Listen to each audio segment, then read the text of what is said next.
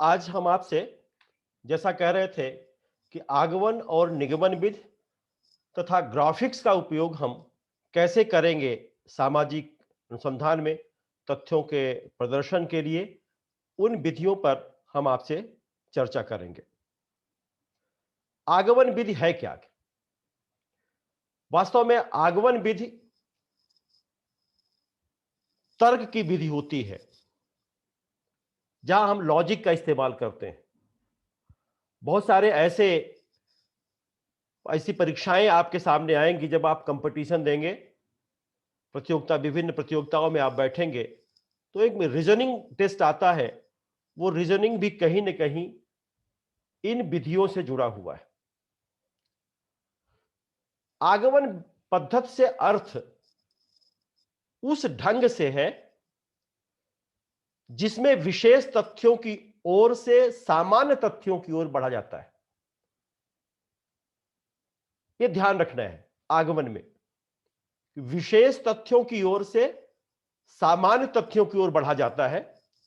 अगर दूसरे शब्दों में हम कहें तो आगमन विधि से अर्थ उस ढंग से है जिसमें विशेष तथ्यों से सामान्य तथ्यों की ओर बढ़ा जाता है और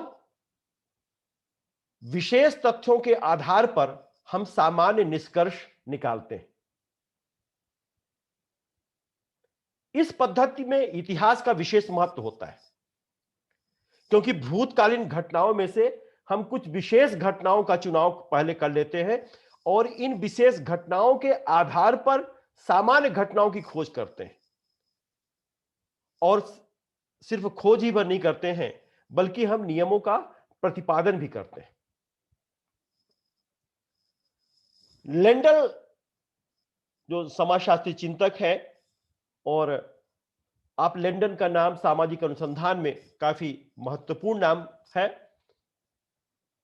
उन्होंने इसको समझाते हुए कहा है कि जब कभी छात्रों के सम्मुख अनेक उदाहरण अथवा वस्तुएं प्रस्तुत की जाती हैं और इसके पश्चात छात्रों से स्वयं उनके निष्पक्ष निष्कर्षों को निकलवाने का प्रयास किया जाता है, तब इस विधि को आगमन विधि कहा जाता है।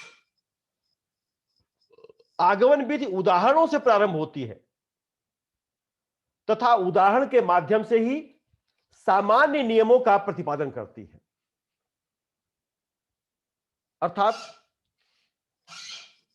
अगर हम दूसरे शब्दों में यह कहें तो समाजशास्त्री शोध से में आगमन और निगमन प्रवृत्तियों का प्रयोग काफी तेजी के साथ हो रहा है।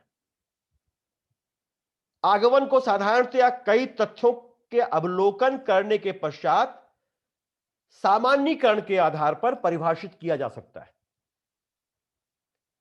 अर्थात आगमन विधि के अनुसार विशिष्ट इकाइयों की विशेषताओं को समूह पर लागू किया जा सकता है। और ये विशिष्ट इकाइयां क्या है? विशिष्ट घटनाओं के आधार पर, अर्थात हम विशिष्ट घटनाओं के आधार पर सामान्य नियमों का निर्माण की प्रक्रिया करते हैं। अगर हम इसको दूसरे ढंग से समझना चाहें तो कह सकते हैं कि व्यक्तिगत इकाइयों के अध्ययनों के निष्कर्षों के आधार पर सामान्य नियमों की स्थापना की जाती है और इस प्रणाली में निरीक्षण एवं प्रयोगों का महत्वपूर्ण स्थान होता है। इसमें एक्सपेरिमेंट बहुत करने पड़ते हैं और यह छात्र के विवेक के आधार पर होता है कि वह जो प्रयोग कर रहा है वो किस तरह से प्रयोग कर रहा है और उसका क्या आधार है और उस क्या निष्कर्ष निकालेगा। तो इसके अतिरिक्त हम घटनाओं के संबंध में आवश्यक तथ्यों एवं आंकड़ों को भी एकत्रित करते हैं। आगमन विधि का सर्व प्रचलित उदाहरण अगर हम उदाहरण के द्वारा समझाएं तो जैसे पिछले दिनों हमने आपको बताया था कि एक एग्जाम्पल दे देते हैं। जैसे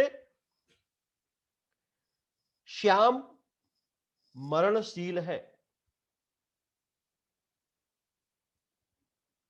दूसरा राम मरणशील है, श्याम और राम दोनों मनुष्य हैं। ये तो क्वेश्चन हमने दे दिया क्या, कि श्याम मरणशील है और राम मरणशील है। रमेश और राम और श्याम दोनों मनुष्य हैं, तब निष्कर्ष क्या होगा? अर्थात इसका निष्कर्ष होगा मनुष्य मरणशील है।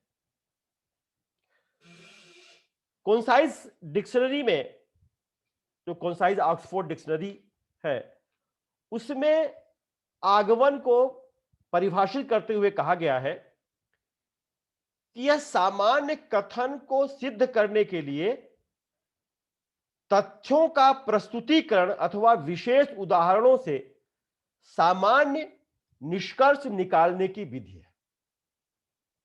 माने विशेष उदाहरणों से सामान्य निष्कर्ष निकालने की विधि है। अगर हम इसको दूसरे ढंग से दें, माने उदाहरण के द्वारा हम कैसे निष्कर्ष, सामान्य से निष्कर्ष निकालेंगे? एक सामान्य उदाहरण कि राम आम खाता है और श्याम भी आम खाता है। राम भी आम खाता है और श्याम भी आम खाता है। राम और श्याम दोनों मनुष्य हैं, तो इसका निष्कर्ष क्या होगा? इसका निष्कर्ष क्या होगा? राम और श्याम दोनों मनुष्य हैं। यहां हम राम को भी अलग डिफाइन कर रहे हैं और श्याम को भी अलग डिफाइन कर रहे हैं, लेकिन यह बता रहे हैं कि राम और श्याम दोनों मनुष्य हैं। तो इसका निष्कर्ष वो क्या होगा कि मनुष्य आम खाता है।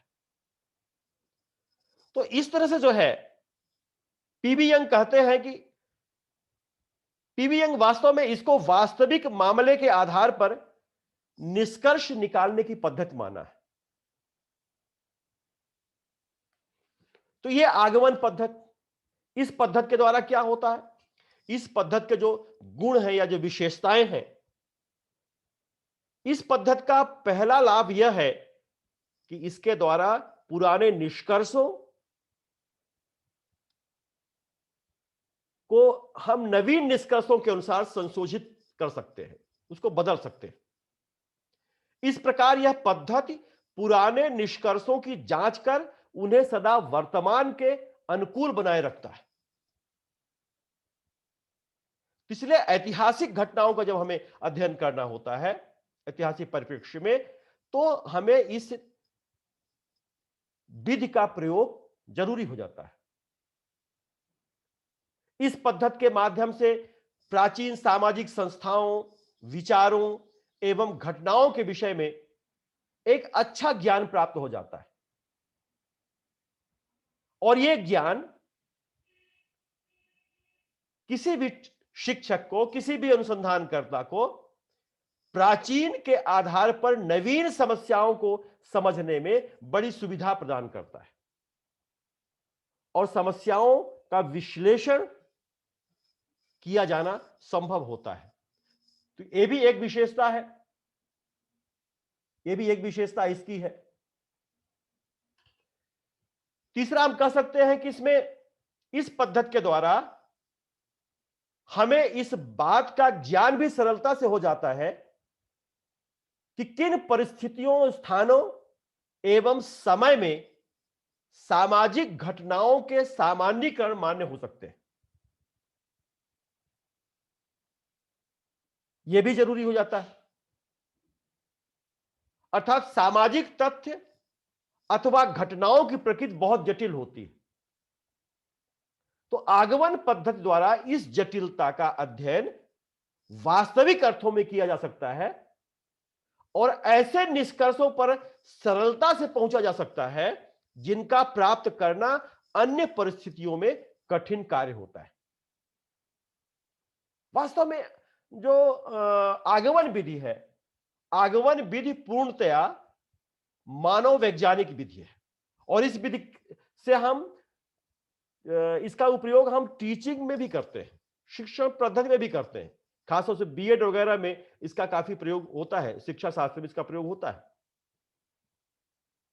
तो इस विधि से बालक या छात्रों के अत्यंत स्वाभाविक ढंग से ज्ञान को ग्रहण कर सकते हैं। और इस विधि की एक महत्वपूर्ण विशेषता यह भी है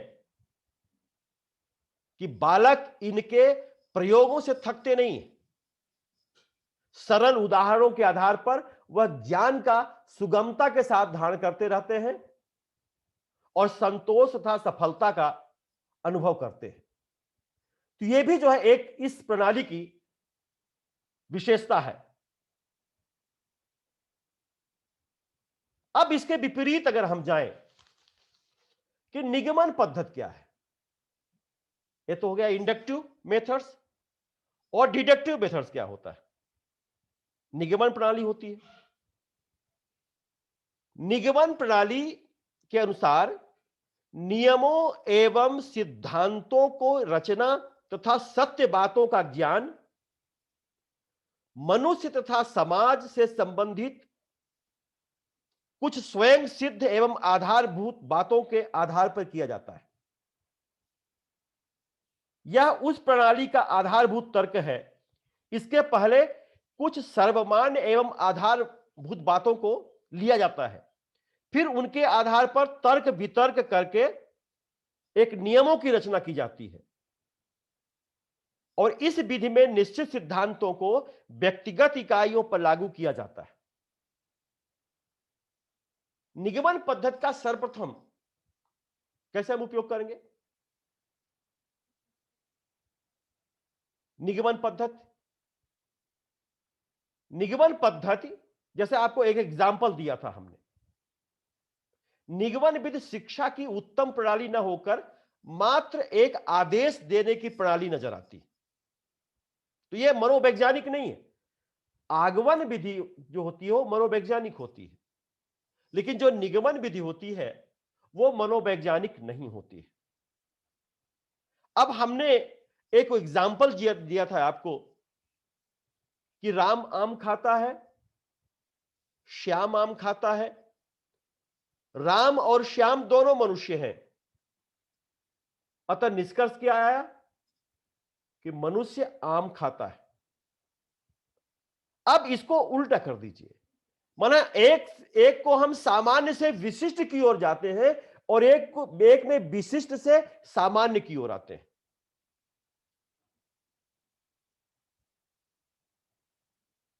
तो क्या करते हैं? राम आम खाता है, राम मनुष्य है, अतः मनुष्य आम खाएगा। मनुष्य मरणशील है।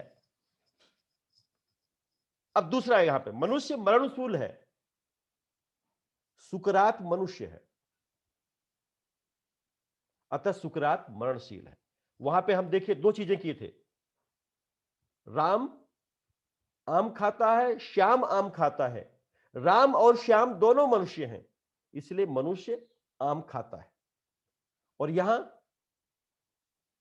राम मनुष्य खाता है, राम आम खाता है। अब दूसरा हम या मनुष्य आम खाता है। अब वहां तो मनुष्य हमने दे दिया, अब इसको ठीक निगमन में उल्टा जाएंगे। मनुष्य आम खाता है, राम मनुष्य है, अतः राम आम खाएगा। माने एक हम विशिष्ट से सामान्य की ओर और दूसरे में सामान्य से विशिष्ट की ओर जाते हैं। निगमन का अर्थ है कि सामान्य से विशिष्ट निष्कर्ष निकालना, और आगमन का अर्थ क्या है? विशिष्ट से सामान्य निष्कर्ष निकालना। ये दोनों चीजें होती। आगमन और निगमन में यही फर्क है। आगमन में क्या होता है? विशिष्ट से सामान्य की ओर निष्कर्ष निकालना, और निगमन में क्या है? सामान्य से विशिष्ट की ओर चलना। पीबीएन कहते हैं कि निगमन पद्धति सामान्य से विशिष्ट की ओर तथा सार्वभौमिक से व्यक्ति की ओर तर्क करने की एक प्रक्रिया है। सार्वभौमिक से, जैसे सार्वभौमिक क्या है? मनुष्य मरणशील है या मनुष्य आम खाता है, यह क्या है? एक यूनिवर्सल हो गया। अब सामान्य की ओर जाएंगे कि राम मनुष्य है तो राम आम खाएगा। तो ये जो इसमें तर्क होता है वो सामान्य से विशिष्ट की ओर होता है, और आगमन में जो तर्क होता है वो विशिष्ट से सामान्य की ओर होता है। इन दो चीजों को हमें ध्यान में रखना है, हमेशा ध्यान रखना है। जब रीजनिंग आएगा तो हम इसमें देखेंगे कि इसमें सामान्य कौन है और विशिष्ट कौन है, इसका जो है हमें ध्यान में रखना होगा। माने किसी सामान्य नियम की सत्यता को जांच करने के लिए इस पद्धति का प्रयोग किया जाता है, और इसमें बहुत सारे थिंकर अनुसंधान करता हुए हैं, जिनमें जैननिकी है, सविंसन है, इन लोगों ने इसका काफी प्रयोग किया है।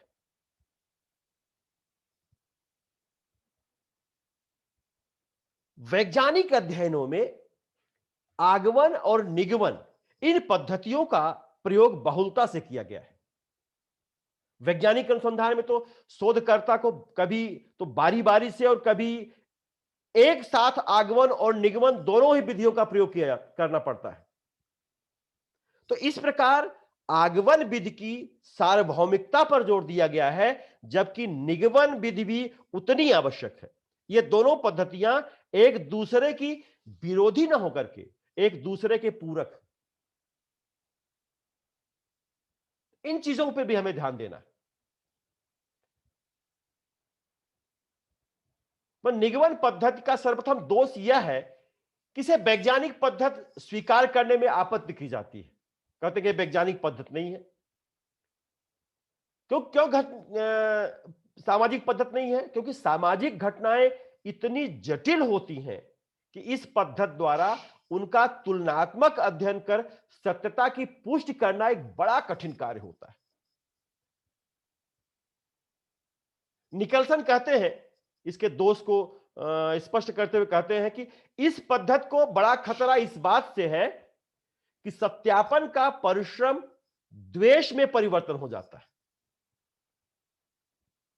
तो बहुत सारे लोगों ने निगमन पद्धति की आलोचना की,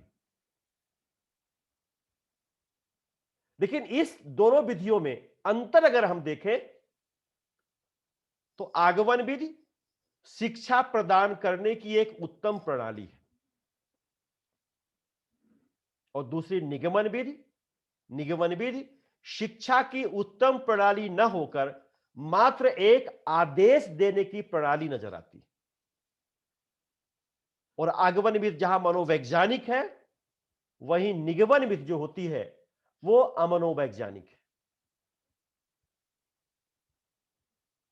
आगमन विधि में एक और निगमन विधि में एक और डिफरेंट आप कर सकते हैं कि इस विधि से शिक्षा प्रदान करने, किससे? आगमन विधि से शिक्षा प्रदान करने की गति बहुत मंद होती है, लेकिन निगमन विधि की प्रदान करने की जो होती है गति और तीव्र मंद होती है। आगमन विधि में हम विशिष्ट से सामान्य की ओर बढ़ते हैं, जबकि निगमन विधि में हम सामान्य से विशिष्ट की ओर बढ़ते हैं। तो अगर ये दोनों चीजें हमको मालूम रही कि क्या विशिष्ट है और क्या विशिष्ट नहीं है, तो निश्चित है कि वो हम इसका प्रयोग अच्छी तरह से कर सकते हैं। और खासतौर से ये छोटे बालकों के लिए, अगर हम शिक्षण विधि की बात करें तो छोटे बालकों के लिए बहुत उपयोगी, और निगमन विधि जो होती है वो बड़े छात्रों के लिए उपयोगी है। माने स्कूल में अगर हम प्रयोग करें तो हम आगमन इंडक्टिव मेथड्स करते हैं।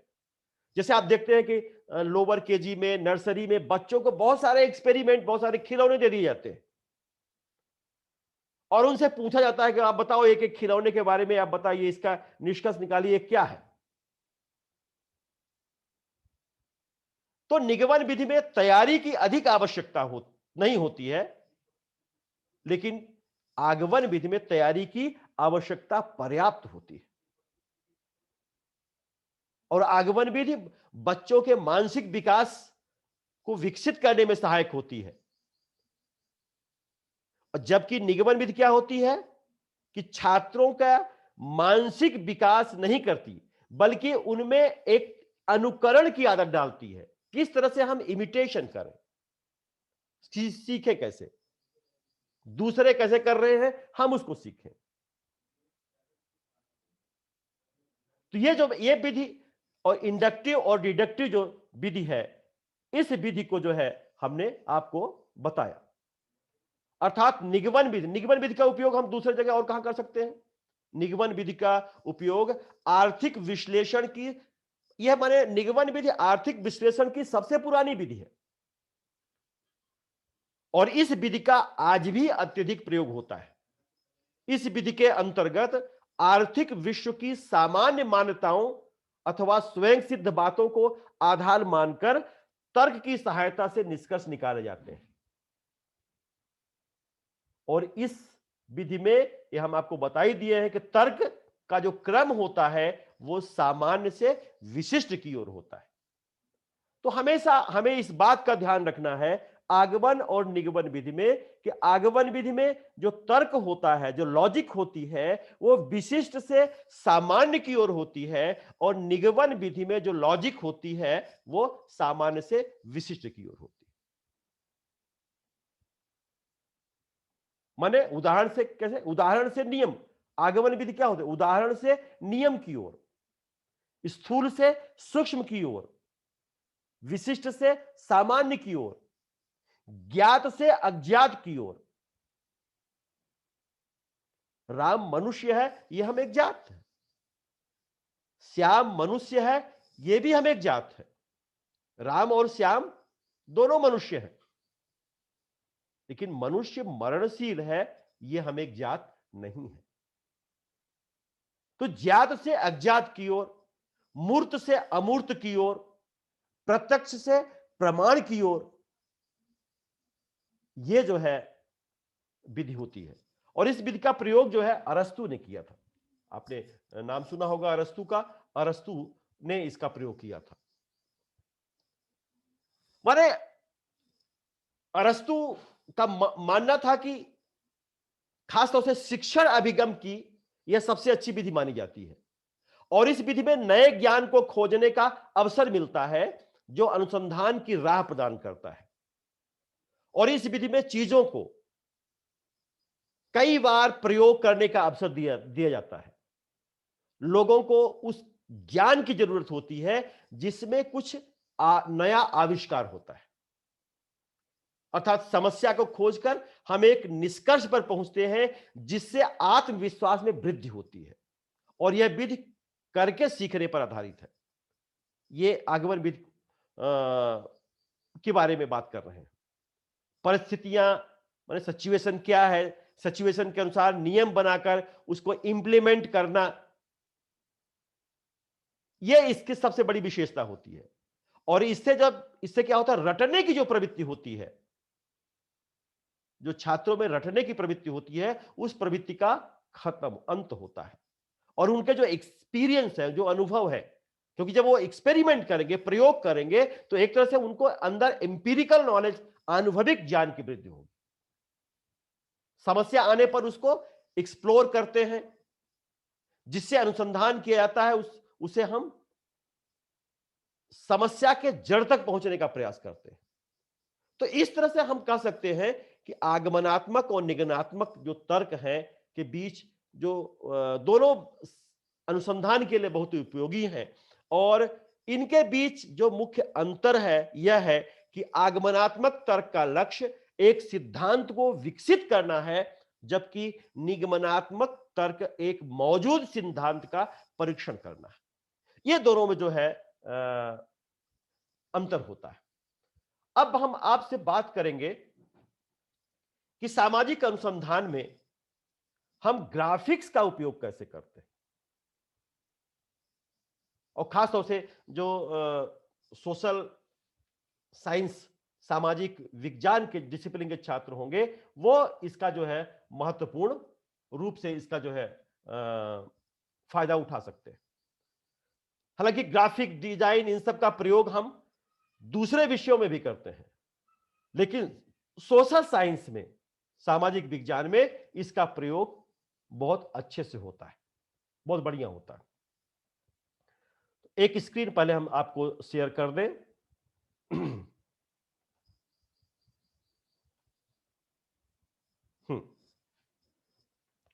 टीचिंग बाय ग्राफिक्स या रिसर्च बाय ग्राफिक्स,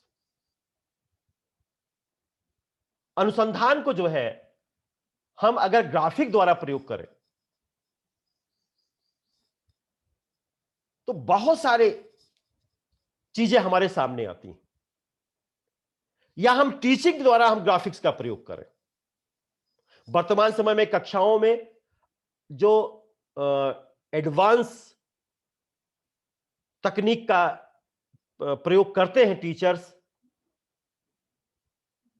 वो अक्सर ये ग्राफिक्स और डिजाइनिंग का बहुत प्रयोग करते हैं। हम जब शिक्षण संस्था में जाते हैं या हम क्लास लेने कोई टीचर जाता है तो उसमें जो वहां 5 अलग अलग शिक्षण शैली उसकी होती है कि वो क्लास में कैसे पढ़ाएगा। एक होता है उसका लेक्चर स्टाइल, जिसको हम द अथॉरिटी स्टाइल कहते हैं। दूसरा होता है the delegator style, group style, समूह के साथ जो है वो जुड़ता है। तीसरा होता है the facilitator style, activity style, माने वो एक्टिविटी भी कराता है, बच्चों से एक्टिविटीज भी कराता है, जो पढ़ाता है उसको क्रियाकलाप एक्टिविटीज भी कराता है। और खासतौर से ये जो छोटे बच्चे होते हैं नर्सरी में या यूकेजी, अपर लोअर केजी, वहां जो है प्राइमरी स्कूलों में ये सारी ज्यादा चलती हैं। फिर आता है एक डिमॉन्स्ट्रेटर स्टाइल, वो डिमॉन्स्ट्रेट जैसे कोच होता है, डिमॉन्स्ट्रेट करता है। आप देखते हैं कि जब हर कोई भी खेल होता है उसका एक कोच होता है, और कोई भी समस्या आ जाती है कैसे खेल रहे हैं, बीच में वो टाइम लेकर के उनको फिर से डिमॉन्स्ट्रेशन करेगा। टीचर भी क्लास में डिमॉन्स्ट्रेशन करता है, लेक्चर देता है, उसको बहुत सारी चीजें को बताएगा। तो उसकी भी एक जो स्टाइल होती है ये डिमॉन्स्ट्रेटर स्टाइल होती है। और द हाइब्रिड स्टाइल, जिसको हम ब्लेंडेड स्टाइल कहते हैं। तो इस तरह से छात्रों को कक्षा के व्याख्यान में महत्वपूर्ण अवधारणाओं को समझने के लिए बहुत परेशानी हो सकती है। और ये ग्राफिक्स जो होते हैं उन्हें समझाने में सहायता करते हैं। ग्राफिक्स का प्रयोग हम टीचिंग में भी कर सकते हैं, और ग्राफिक्स का प्रयोग हम रिसर्च में भी कर सकते हैं, अनुसंधान में भी कर सकते हैं। रिसर्च में कैसे करेंगे? हम अपने जो तथ्यों को जो प्राप्त किया है, उन तथ्यों को प्रेजेंटेशन हम ग्राफिक्स के माध्यम से कर सकते हैं। कभी कभी जब आप चर्चा करते हैं, जब जाएंगे अनुसंधानकर्ता जब जाता है फील्ड में जाता है, तो कभी कभी चर्चा के आधार पर विचार इतने जटिल होते हैं कि इन विचारों को समझाने के लिए हमें ग्राफिक्स की आवश्यकता पड़ती है। ग्राफिक्स को दृश्य प्रस्तुतियों जैसे कि डिजाइन ऑब्जेक्ट हो गया, चार्ट हो गया, चित्र हो गया, इनके रूप में हम परिभाषित कर सकते हैं, जान सकते हैं ग्राफिक्स है क्या। ग्राफिक्स आजकल बहुत ही बड़े पैमाने पर सॉफ्टवेयर आ रहे हैं, जैसे एसपीएसएस, जो आप स्टैटिस्टिक्स में प्रयोग करेंगे, वो उसमें ग्राफिक्स आपको उसमें एक साथ बहुत सारे आपने तथ्यों का उसमें फीड किया, तथ्यों को फीड किया, और जिस हिसाब से चाहेंगे उस तरह से ग्राफिक्स वो कंप्यूटर बना करके दे देगा, वो सॉफ्टवेयर जिस कंप्यूटर में अपलोड है। तो एक मल्टीमीडिया का भी प्रयोग कर सकते हैं, जैसे हम ये मल्टीमीडिया का प्रयोग कर रहे हैं आपको पढ़ाने के लिए, तो एक तरह से ये भी एक नई तकनीक के अंतर्गत आती है।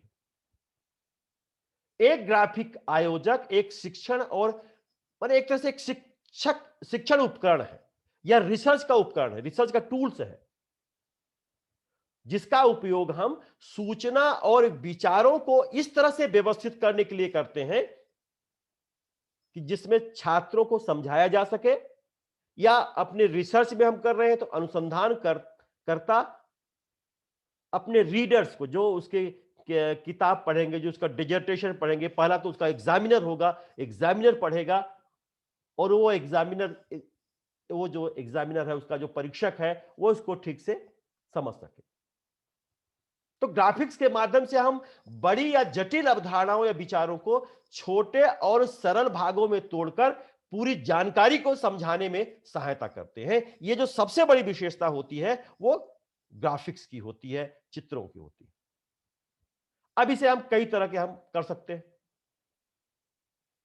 जैसे पहला, कॉलम चार्ट।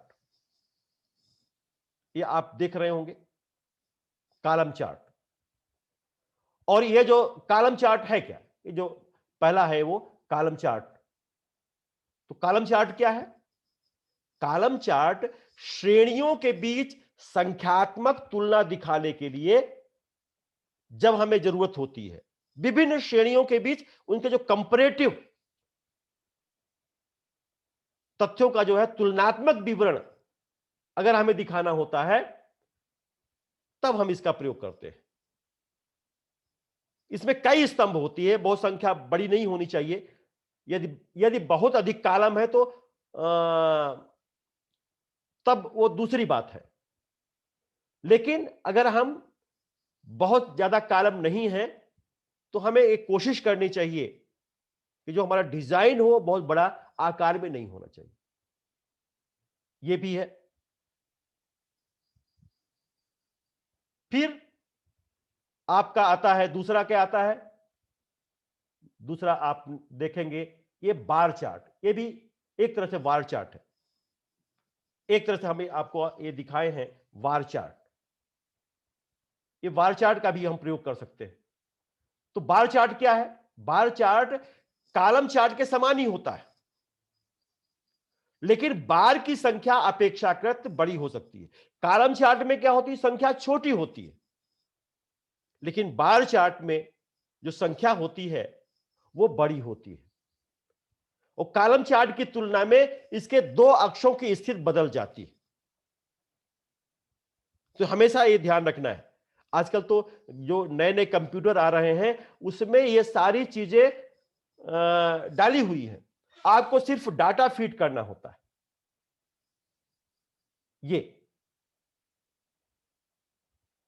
फिर आता है आपका ये लाइन चार्ट।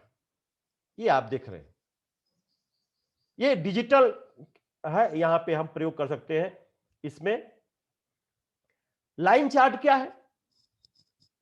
एक निरंतर समय अंतराल या समय अवधि में तथ्यों में जो परिवर्तन होता है उस परिवर्तन को दिखाने के लिए हमें लाइन चार्ट का उपयोग किया जाता है। जैसे हम अगर देखें कि पिछले महीने कोविड के पेशेंटों की संख्या कितनी थी, फिर 15 दिन बाद क्या हुआ, फिर 15 दिन बाद क्या हुआ, कहां घट रही है कहां बढ़ रही है, तो इसको जो है हम इंडिकेटर के रूप में इसको हम दे सकते हैं। अगर बढ़ रही है तो हाई लेवल पे जाएगा, अगर घट और बढ़ रही है दोनों तो अप डाउन ये चलेगा। माने यह चीजों को प्रतिबिंबित करने की प्रवृत्ति की विशेषता है, क्योंकि वे समय के साथ बदलते हैं, समय के साथ बदलते रहेंगे और उस बदलाव को जो है हम इस लाइन चार्ट में दिखा सकते हैं। लेकिन यह ध्यान दिया जाना चाहिए कि लाइन ग्राफ के डेटा रिकॉर्ड की संख्या 2 से अधिक होनी चाहिए और 2 से अधिक होना चाहिए। अगर जब अधिक होगा तभी हम इसका उपयोग बड़े डेटा वॉल्यूम से तुलनात्मक कर सकते हैं। और एक ही ग्राफ पर 5 पॉलीलाइन से अधिक नहीं करना बेहतर होता है। यह भी इसका एक विशेषता होती है। तीसरा इसके बाद आता है, इस लाइन चार्ट के बाद जो तीसरा आता है वो होता है एरिया चार्ट। ये आप देख रहे हैं, अक्सर हम ज्योग्राफी में इसका उपयोग करते हैं या बड़ी समस्याओं के लिए उपयोग करते हैं। अब जैसे कोई भी एरिया हो गई, उस एरिया, अब ये देख रहे हैं कि रीवा शहर में कौन से वार्ड सबसे ज्यादा कोविड-19 से प्रभावित है। बहुत सारे वार्ड हैं यहां पे। अब यहां कौन सा वार्ड कोविड-19 से प्रभावित है, यह हमें देखना है। तब हम इस एरिया चार्ट का प्रयोग करेंगे। एरिया चार्ट का प्रयोग हम तब करेंगे, है ना। अर्थात क्षेत्र, जो क्षेत्र होगा, क्षेत्र चार्ट लाइन चार्ट के आधार पर बनता है, और यह रंग के साथ लाइन चार्ट में पॉलीलाइन और अक्ष के बीच के क्षेत्र को भरता है। रंग भरने से प्रवृत्ति की जानकारी बेहतर हो सकती है। इसमें अगर हम डिफरेंट, अगर हम इस तरह से कलर का प्रयोग करें तो उससे पता चल जाएगा ये एरिया इस ये है, ये एरिया ये है, इस ये वार्ड का ये एरिया है, ये वार्ड का ये एरिया है। और ये ध्यान रखना चाहिए कि जब भी हम चार्ट में रंग भरें तो निश्चित पारदर्शिता होनी चाहिए। पारदर्शिता उपयोगकर्ता को विभिन्न श्रृंखलाओं के बीच संबंधों का निरीक्षण करने में मदद करती है। कि क्या हम रिलेशन को देखते हैं कि माने एक इस वार्ड में ज्यादा है, इस वार्ड में कम है, इस वार्ड में बहुत कम है, ऐसा क्यों हो रहा है। माने हम पारदर्शिता के बिना क्षेत्र एक दूसरे को कवर करने के लिए विभिन्न श्रृंखला का कारण होगा, ये हम प्रयोग करते हैं। फिर आता है पाई चार्ट। पाई चार्ट का भी प्रयोग आप करते हैं, ये इसका भी प्रयोग हम करते हैं, पाई चार्ट का प्रयोग करते हैं। और खासतौर से अक्सर जो सामाजिक जो सोशल रिसर्च होते हैं, सामाजिक अनुसंधान होते हैं, वहां तथ्यों के प्रेजेंटेशन के लिए पाई चार्ट का उपयोग ज्यादा किया जाता है। वहां पर हम पाई चार्ट का प्रयोग करते हैं, बहुत सरल है। पाई चार्ट क्या होता है कि पाई चार्ट व्यापक रूप से विभिन्न क्षेत्रों में विभिन्न वर्गीकरण के अनुपात का प्रतिनिधित्व करने के लिए बनाए जाते हैं। जैसे मान लीजिए हम 50 फैमिली का अध्ययन कर रहे हैं, बहुत सारे लोग हैं। अब इस 50 परिवारों में हमें देखेंगे कितने परिवारों में कोविड-19 पॉजिटिव पाए गए हैं और कितने नेगेटिव पाए गए हैं, किन में माइल्ड है और किन में बहुत खतरनाक है। अगर इनका जो है हम करेंगे तो इन चार्ट के द्वारा हम कर सकते हैं कि इतने प्रतिशत परिवारों में माइल्ड है, इतने प्रतिशत परिवारों में नहीं पाया गया, इतने प्रतिशत परिवारों में केस बहुत ही गंभीर स्थिति में पहुंचे, इतने प्रतिशत परिवारों में कैजुअलिटी हुई और इतने प्रतिशत परिवार सेफ होकर निकले। तो हम पाई चार्ट को कई श्रृंखलाओं के लिए उपयुक्त तो नहीं होता है, जैसा कि हम बार चार्ट को प्रयोग करते हैं, क्योंकि जैसे जैसे श्रृंखला बढ़ती जाती है, अगर हमारा विश्लेषण करने का आधार छोटा है, 4-5 श्रृंखलाएं हैं, कितने शिक्षित हैं, कितने अशिक्षित हैं, कितने विवाहित हैं, कितने अविवाहित हैं, अगर 4-5 श्रृंखलाएं हैं तो हम पाई चार्ट का प्रयोग कर सकते हैं।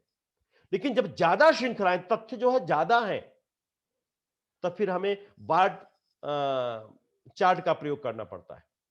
क्योंकि हम अगर पाई चार्ट में प्रयोग करेंगे तो ये जो इसके जो टुकड़े हैं, प्रत्येक टुकड़ा वो छोटा होता जाएगा। आप यहां पे देख सकते हैं कि जो कुछ ये जैसे ये है, जो पीला पीला आपको दिखाई दे रहा है, ये पीला पीला भाग बहुत छोटा टुकड़ा है, 7% यानी 4% है। यहां पे हमने दिखाने की कोशिश किया है कि मानिए कि लोग सोशल मीडिया का प्रयोग कैसे करते हैं, 37%, 40%, माने इस तरह से अलग अलग आपको दिखाया गया।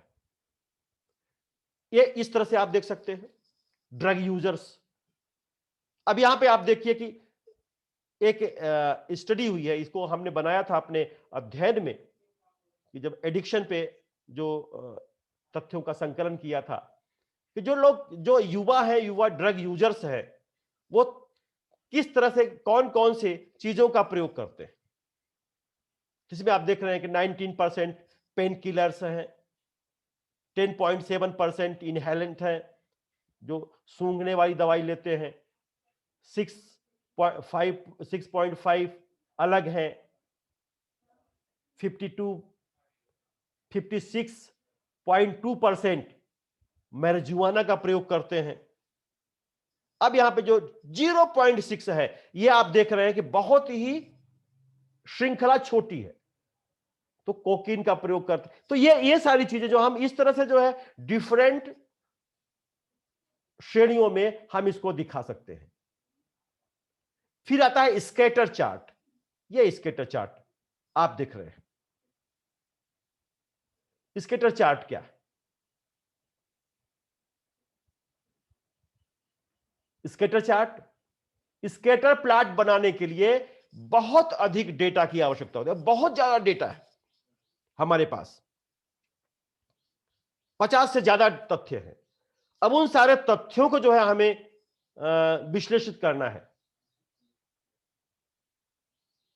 तब हम स्कैटर चार्ट का उपयोग करते हैं।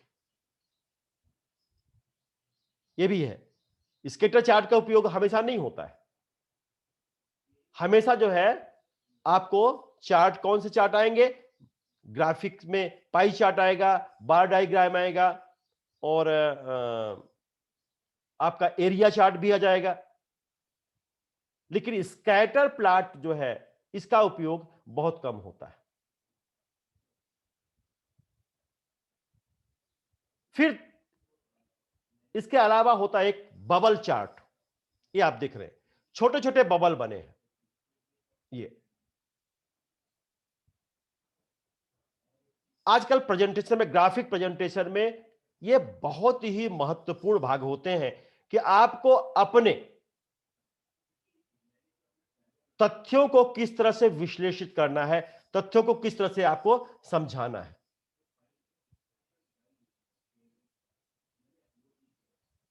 यहां पे हमने अलग अलग तथ्यों को समझाने का प्रयास किया। बबल चार्ट क्या होते हैं? बबल चार्ट एक बहुभिन्न रूपी होते हैं, और वास्तव में यह एक तरह से स्कैटर चार्ट का ही एक प्रकार है। एक्स और वाई अक्षों द्वारा दर्शाए गए जो वेरिएबल्स होते, जो चर होते हैं, उनको छोड़कर प्रत्येक जो बबल्स है, बुलबुले हैं, तीसरे मूल्य का प्रतिनिधित्व करते हैं। हमें ध्यान देना चाहिए कि बुलबुले का आकार बहुत ही सीमित होना चाहिए, बहुत बड़े नहीं होने चाहिए और बहुत छोटे नहीं होने चाहिए। और बहुत सारे बुलबुले चार्ट को पढ़ना मुश्किल बन, अगर बहुत सारे हो जाएंगे, हमने बना दिया है, तो उनको पढ़ना मुश्किल हो जाएगा। तो इसका भी प्रयोग हम जो है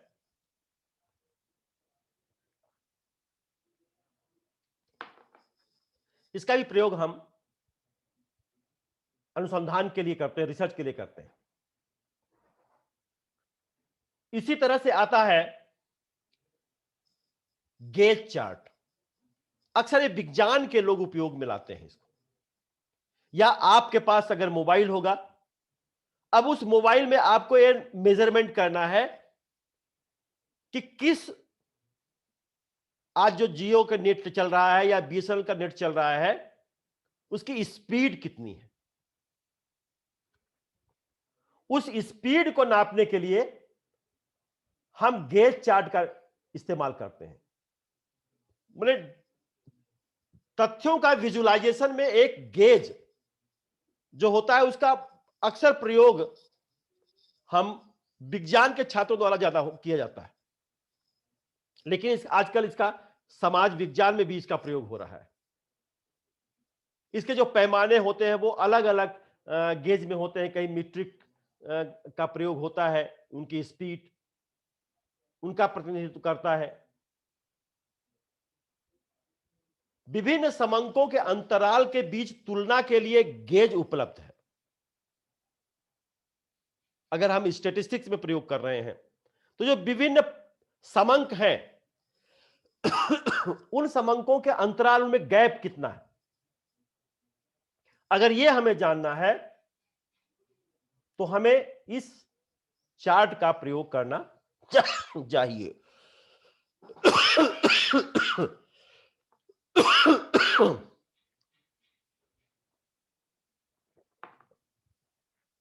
इसी तरह से आता है रडार चार्ट, ये रडार चार्ट, ये आप देखिए।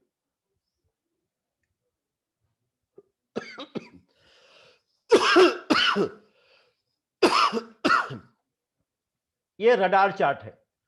वस्तुतः इसका जो प्रयोग है उतना ज्यादा हम लोग नहीं करते, लेकिन चूंकि एक प्रकार है, इसको भी जानना आपको जरूरी होता है। रडार चार्ट का उपयोग कई मात्रा वाले चर की तुलना करने के लिए किया जाता है, जब हमारे वेरिएबल्स बहुत ज्यादा है और उनमें क्या कोरिलेशन है, इस कोरिलेशन को भी जो है जानने के लिए हम इसका प्रयोग करते हैं।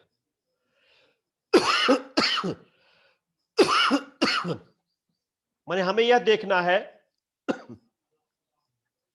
कि किस चर का समान मूल्य है और कौन सा चर बहुत ज्यादा हाई है।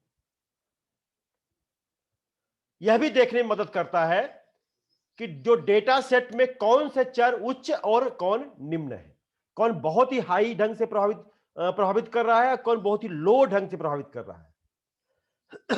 इसका भी जो है हम प्रयोग करते हैं। रडार चार्ट के बाद आता है फ्रेम चार्ट। यहां पे आप देख रहे होंगे फ्रेम चार्ट। फ्रेम चार्ट क्या है? फ्रेम चार्ट का उपयोग एक पेड़ की संरचना की तरह विभिन्न सोपानों को प्रस्तुत करने का एक साधन होता है। हम विभिन्न सोपानों को किस तरह से स्पष्ट रूप में प्रस्तुत कर सकते हैं, वो जो है इस फ्रेम चार्ट के माध्यम से हम समझ सकते हैं। जैसे यहां पे तीन चीजें हमने देखी, तीन चीजें यहां पे दिया हुआ है। एक हाइट दिया हुआ है, फिर फ्रेम साइज सेंटीमीटर दिया हुआ है, फिर फ्रेम साइज दिया हाइब्रिड दिया हुआ। अर्थात यहां पे बाइक के प्रयोग की विधि है कि साइकिल का प्रयोग हम हाइट के अनुसार कैसे करते हैं। जिनका 148 से 158 सेंटीमीटर है हाइट, उनके लिए फ्रेम साइज क्या होनी चाहिए और साइकिल की साइज क्या होनी चाहिए। 158 से 168 सेंटीमीटर है, उनके लिए फ्रेम की साइज क्या होनी चाहिए और साइकिल की साइज क्या होनी चाहिए। तो इस तरह से जो है हम तथ्यों में आपस में उनका पदानुक्रम संबंध को स्पष्ट करने के लिए हम फ्रेम चार्ट का उपयोग करते हैं। फिर आता है एक आयताकार वृक्ष। आयताकार वृक्ष का प्रयोग हम कैसे करते हैं, ये देखिए। ये फनल चार्ट हम कहते हैं इसको। ये फनल चार्ट का प्रयोग हम इस तरह से करते हैं। बहुधा इसका भी प्रयोग होता है जब हमारे तथ्यों की श्रृंखला छोटी होती है, बहुत नहीं होती, बहुत ज्यादा नहीं होती। जैसे हमने पाई चार्ट में किया था, जैसे हमने बार चार्ट में किया था, तो हम इसका प्रयोग कर सकते हैं, फनल चार्ट का प्रयोग कर सकते हैं। फनल चार्ट प्रत्येक चरण का अनुपात दिखाता है और यह रैंकिंग की तुलना में करने के लिए उपयुक्त होता है। रैंकिंग, फर्स्ट रैंक कौन है, सेकंड रैंक कौन है, थर्ड रैंक कौन है, फोर्थ रैंक कौन है, फिफ्थ रैंक कौन है, सिक्स्थ रैंक कौन है। इस रैंकिंग की तुलना के लिए हम इस तरह से चार्ट का प्रयोग करते हैं। इसी तरह से एक चार्ट होता है आपका अक्सर वर्ड क्लाउड चार्ट, इसका भी प्रयोग होता है। आप देखिए इसे बहुत सारी चीजें हैं, रिपोर्ट, हेल्प डॉक्यूमेंट, बहुत सारे हमने शब्दों का जो है जाल बिछा दिया है। इसका भी प्रयोग हम करते हैं। वर्ड चार्ट इसका प्रयोग होता है। माने क्लाउड शब्द टेक्स्ट डेटा का एक दृश्य प्रतिनिधित्व है जो हमें दिखाई देता है। या एक क्लाउड जैसा रंग ग्राफिक्स है होता है। इसका उपयोग बड़ी मात्रा में तथ्यों को प्राप्त करने के लिए किया जाता है और उपयोगकर्ताओं को सबसे प्रमुख पाठ को देखने में मदद मिलती है। अर्थात अगर हमें कोई टीचिंग या कोई ऐसा विश्लेषण करना है जिसमें बहुत सारे तथ्यों का भरमार है, तो उस भरमार उस हम एक क्लाउड चार्ट बना लेंगे कि हमने इस प्रेजेंटेशन में कौन कौन से तथ्यों को सम्मिलित किया है। अर्थात उनका आर्थिक विश्लेषण भी आप देख सकते हैं, उनका साइकोलॉजिकल विश्लेषण भी कर सकते हैं, उनका आप सोशल एनालिसिस भी देख सकते हैं, आप इकोनॉमिकल भी देख सकते हैं। और वे सबसे महत्वपूर्ण कौन सा तथ्य है, वो तथ्य को थोड़ा सा हम उभारेंगे। जब ग्राफिक बनाते हैं कंप्यूटर में तो ये चीजें हमारे सामने आ जाएंगी और उस रिपोर्ट को भी आप देख सकते हैं, जिसको हम वर्ड क्लाउड चार्ट कहते हैं। और खास तौर से जो है इसको साइंस में और इंजीनियरिंग में और ये क्लास टीचिंग में भी टीचर जो है इसको पढ़ाने के लिए उपयोग कर सकता है। ये आपका होता है वर्ड क्लाउड चार्ट होता है। फिर एक क्लस्टर चार्ट होता है। क्लस्टर चार्ट, यहां देखिए हम किसी भी एरिया को कई क्लस्टर में विभाजित कर देते हैं।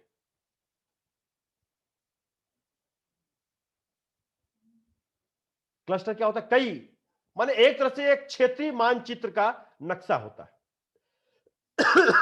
और इसके बहुत सारी चीजें हम कई क्लस्टर में उसको विभाजित कर दिए। किसी भी शहर को अगर हमें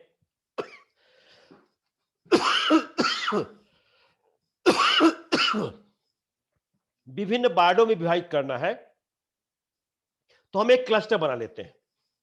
वार्ड को उत्तरी जोन के क्लस्टर कौन होंगे, दक्षिणी जोन के शहर का क्षेत्र कौन सा होगा, पूर्वी जोन के शहर का क्षेत्र कौन सा होगा और पश्चिमी जोन का शहर का क्षेत्र कौन सा होगा। और इस जोन को हम विभिन्न क्लस्टर में बांट करके फिर हम अध्ययन करते हैं। इस तरह से अध्ययन करते हैं। एक होता है आपका लोटस चार्ट होता है। लोटस चार्ट क्या होता है? जब आपका कोई प्रेजेंटेशन है, आपने कोई बहुत बढ़िया आप लेक्चर देना चाहते हैं, अपना प्रेजेंटेशन देना चाहते हैं, किसी भी एक तथ्य को लेकर के उसको बहुत हाईलाइट करना चाहते हैं। जैसे यहां मेरा एक तथ्य बनाया, जो चार्ट बनाया है, कैरियर डेवलपमेंट। आपको करियर डेवलपमेंट कैसे, आपका करियर कैसे विकसित हो सकता है। तो जैसे चार जो महत्वपूर्ण चीजों को हमने लिया है, नो योर सेल्फ, है ना, पहले आप अपने आप को जानिए, आप क्या हैं, अपने आप को समझिए। जब तक आप अपने आप को नहीं समझेंगे, जानेंगे नहीं, तब तक आपका करियर कैसे डेवलप होगा, आप कैसे कर सकेंगे। और इसमें से जो है बहुत सारी चीजें हैं, छोटा है, इंटरेस्ट क्या है आपका, नो योर सेल्फ में आपकी वैल्यूज क्या है, आपका इंटरेस्ट क्या है, आपकी स्ट्रेंथ क्या है, आपकी वीकनेस क्या है। दोनों चीजों देखनी है, आपकी स्ट्रेंथ क्या है और आपकी कमजोरियां क्या है, और आपकी रणनीतियां क्या है आपको, और आपकी कमजोरियां। दोनों चीजों पर जब तक आप फोकस नहीं करेंगे, अपनी कमजोरियों को आप नहीं जानेंगे, तब कैसे करियर डेवलपमेंट हो जाएगा। तो वो भी हमें देखना चाहिए। और एम्बिशन, है ना, आपको एम्बिशियस होना चाहिए। जब तक बच्चा एम्बिशियस नहीं होगा, उसमें लगनशीलता नहीं आएगी, तब कैसे होगा। फिर ये आपका जो दूसरा जो महत्वपूर्ण बंद है वो एक्सप्लोर ऑप्शन। तीसरा है गेट फोकस्ड, किन बिंदुओं पे आप फोकस करेंगे। टेक एक्शन, फिर आपको एक्शन लेना है। जॉब सर्च टूल्स है, गेन एक्सपीरियंस है, आपका एक्सपीरियंस आपके पास है कि नहीं है, जॉब आप ढूंढ रहे हैं तो उसको ढूंढने के लिए आपके पास मेथड्स हैं कि नहीं है, आप किस तरह से एम्प्लॉयर से कनेक्ट हो सकते हैं। तो इस तरह से कैरियर डेवलपमेंट के लिए एक नए व्यक्ति के लिए और एक जो अब ऑलरेडी जॉब पे है उसको किस तरह से कैरियर अपना डेवलपमेंट करना है, उसके लिए भी जो है इस तरह से लोटस चार्ट का उपयोग हम करते हैं प्रेजेंटेशन में। और ये जो हायरार्ची चार्ट है, हायरार्ची चार्ट क्या होता है, हम जब हमारे एक दूसरे के तथ्यों को तुलना करना है, उन तथ्यों की तुलना के लिए हमें ये हायरार्ची चार्ट का उपयोग करना पड़ता है। जब हमारा जो मूल्य है, हमारा जो वैल्यू है, वो कई श्रृंखलाओं में विभक्त है, डिवाइड है, तब हम ये हायरार्ची चार्ट का उपयोग करेंगे। जैसे ये देखिए आप, टीचर्स रोल। यहां पे अगर हम एक टीचर्स की क्या भूमिका होती है, एक शिक्षक की क्या भूमिका होती है, उस भूमिका को अगर हम जानना चाहेंगे या बताना चाहेंगे तो ये 4-5 महत्वपूर्ण बिंदु हैं।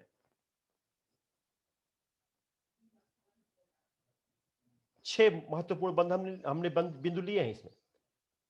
और टीचर क्या है? टीचर फैसिलिटेटर है। तो अगर वो फैसिलिटेटर है अपने स्टूडेंट का, तो क्या दे सकता है? एक मेंटर बन सकता है अपने स्टूडेंट्स का, अपने स्टूडेंट का वो लर्निंग फैसिलिटेटर बन सकता है, वो सिखा सकता है। दूसरा क्या हुआ? रोल मॉडल है वो। रोल मॉडल होता है अगर टीचर अच्छा टीचर अगर अपने छात्रों का रोल मॉडल होता है। हमारे टीचर भी रोल मॉडल थे हमारे, और आज भी उनको याद करते हैं। तो अभी रोल मॉडल कैसे हो सकता है कि on the job role model, job role model हो सकता है कि जो जॉब के लिए हमें ओरिएंटेट कर रहा है, हमें फैसिलिटेट कर रहा है। टीचिंग रोल मॉडल हो सकता है, यह भी जो है पढ़ाने में जो है हमारा रोल मॉडल हो सकता है। टीचर क्या होता है? तीसरा इंफॉर्मेशन प्रोवाइडर होता है, वो सूचनाओं को देता है। वो कैसे देता है सूचनाओं को? एक लेक्चर के रूप में, जैसे मैं आपको बहुत सारी चीजें व्याख्यान के रूप में बता रहे हैं, हो सकता है कि इनमें से बहुत सारी चीजें आप ना जानते रहे, एक ग्राफिक्स ना जानते रहे, तो लेक्चर के माध्यम से दे सकता है। क्लिनिकल या प्रैक्टिकल के माध्यम से दे सकता है, सूचनाएं दे सकता है। वो विभिन्न प्रयोगों को करके देख सकता है, लैब में आपको ले जाकर दिखा सकता है। चौथा उसका रोल क्या होता है? Resource developer. As a resource develop, कहां से जो स्रोत को विकसित करेगा, वो अपने छात्रों के लिए स्रोत कहां से लाएगा? ये अगर वो लेक्चर दे रहा है, कोई नई चीज बता रहा है, तो इसके स्रोत क्या होंगे, ये उसके ऊपर निर्भर करता है। रिसोर्स मटेरियल क्रिएटर, वो मटेरियल वो कहां से लाएगा, वो क्रिएटर की भूमिका भी निभा सकता है। स्टडी गाइड प्रोड्यूसर, वो एक अध्ययन दे सकता है, अध्ययन करने के लिए एक निदेशक के रूप में काम कर सकता है। और प्लानर के रूप में, एक प्लानर, एक अच्छा टीचर अपने बच्चों को एक प्लानर के रूप में भी उनको दिशा निर्देश दे सकता है। कैसे? एक कोर्स ऑर्गेनाइजर के रूप में और करिकुलम प्लानर के रूप में, जो विभिन्न पाठ्येतर चीजें हैं उनको जो है एक योजना के रूप में, उनके प्लानर के रूप में आप देख सकते हैं कि कौन कौन सी चीजें होंगी। और एसेसर कैसे हो सकता है?